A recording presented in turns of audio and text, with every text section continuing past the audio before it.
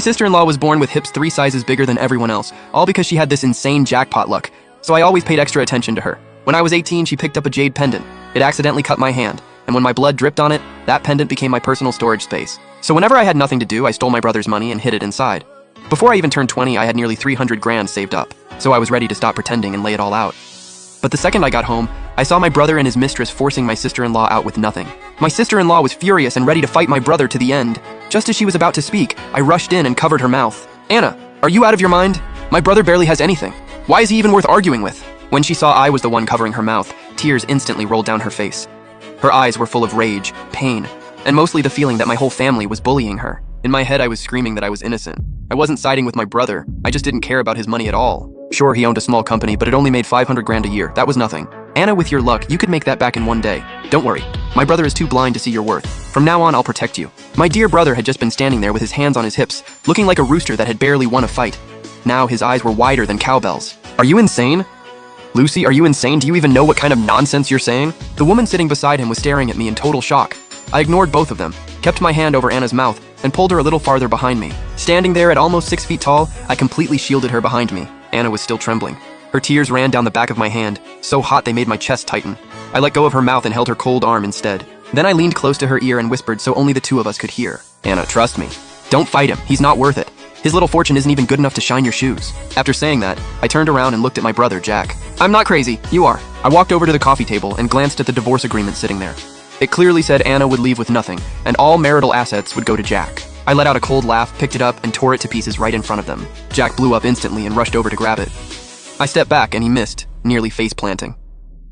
I dusted the scraps of paper off my hands. "You're seriously not embarrassed to bring out this trash agreement? Jack, put your hand on your heart and tell me, how did your company even get started?" Jack's face turned red, and he shouted with his neck stiff, "I built it myself." "What's it got to do with you? What's it got to do with Anna? She's been eating my food and spending my money for years without earning a cent. So what if I make her leave with nothing?" I laughed and leaned against the wall with my arms crossed. 5 years ago, when you took the $2 million Anna gave you as startup money, you weren't saying that. Back then, you told me you'd never do her wrong in this lifetime. Now that you've made a little money, you're acting like some big shot and forgot where you came from? The second I said that, Jack's face went pale. He had always thought that $2 million was Anna's dowry from her family. Even if he died, he never would have known that soon after Anna married into the family, she found a dusty blue and white porcelain vase beside the trash cans downstairs and sold it for $2.2 million. Then she casually gave him $2 million as startup money. I only knew because I happened to see it. Back then, I had just come home from high school and saw Anna carrying that busted vase into a car. She followed an old man with glasses to an antique shop. I secretly followed them and found out just how insane her luck was. From that day on, I knew my sister-in-law was no ordinary person. "How do you know that?" Jack's voice was shaking. The way he looked at Anna was full of shock. Anna froze too and looked up at me, her eyes full of confusion. She had never told anyone about it. She only said the money came from her family. I ignored their shock and turned to Lily, who was sitting on the couch with a pale, sick-looking face. "And you're Lily, right? The receptionist at my brother's company, making $4,500 a month, carrying a fake Chanel every day, thinking hooking up with my brother would make you some rich wife overnight." Lily shot to her feet and shrieked. "You little punk! What the hell are you talking about?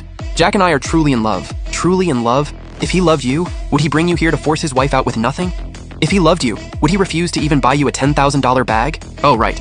That bag on your shoulder? A 300 won knockoff with free shipping. My dorm buddy bought his girlfriend the exact same one." That hit Lily right where it hurt. Her face turned bright red, and she raised her hand to slap me. I was ready and dodged back.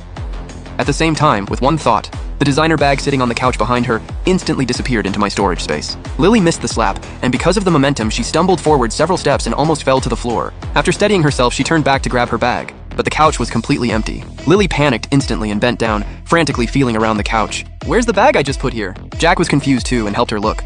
The two of them searched around like headless chickens. I stood nearby, trying so hard not to laugh that my stomach hurt. No one could see or touch my storage space except me. Forget one bag. Even stuffing this whole apartment inside would be easy. I'd tested it long ago. As long as I thought about it, anything within 30 feet could be taken in or brought back out whenever I wanted.